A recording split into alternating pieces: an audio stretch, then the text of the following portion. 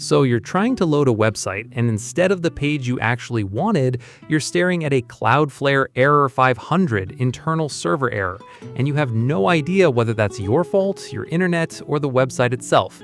Good news, I'm going to break this down from both angles, whether you're just a visitor trying to get a page to load, or you're the site owner trying to figure out why your own website is throwing this at your visitors. And by the end, you'll know exactly where to look first. Let's start with what this error actually means, because that changes everything about how you fix it. A 500 error means Cloudflare successfully reached the website's server, but that server ran into a problem and sent back a broken response instead of the page. This is different from something like error 523, where the server doesn't respond at all. Here, the server is alive, it's just failing to do its job properly for that specific request.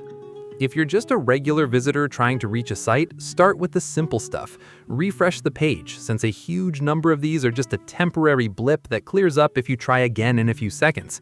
If that doesn't work, clear your browser cache, because old corrupted cookies or cached files can sometimes cause conflicts that look like a server error, even though it's really a local issue.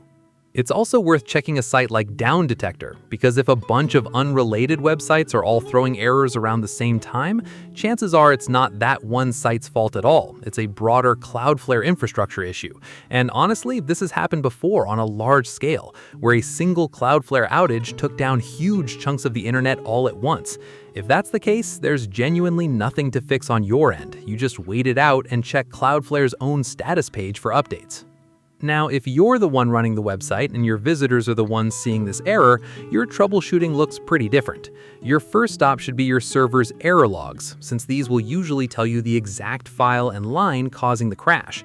If you're on a typical hosting setup, look for your Apache or Nginx error log, or your PHP error log if you're running a PHP-based site. And that log is genuinely the fastest way to pinpoint what's actually going wrong instead of guessing. If you're running WordPress specifically, a few usual suspects come up again and again: a corrupted or misconfigured htaccess file, a plugin conflict, or the server simply running out of memory. Try renaming your htaccess file temporarily to see if the error disappears. And if it does, that was your problem. You can rebuild it fresh from your dashboard's permalink settings. If that's not it, disable all your plugins at once and reactivate them one at a time, reloading the site after each one, until you find the one causing the crash. If none of that turns anything up, check your file and folder permissions, since incorrect permissions can quietly break how your server handles requests. Files generally need to be set to 644 and folders to 755. It's also worth bumping up your PHP memory limit, either through your php.ini file or directly in your htaccess, since a script that's simply running out of memory will throw exactly this kind of generic 500 error. One more powerful trick if you're stuck: go into your Cloudflare dashboard, head to Overview, then Advanced Actions, and choose Pause Cloudflare on site. This temporarily removes Cloudflare's layer and shows you the raw, unmasked error straight from your own server, which often reveals a much more specific and useful error message than the generic one Cloudflare was showing your visitors.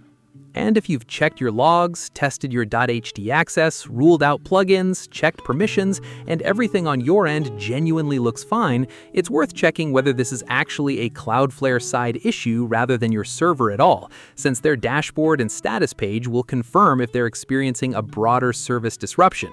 And in that case, the only real fix is just waiting for them to resolve it.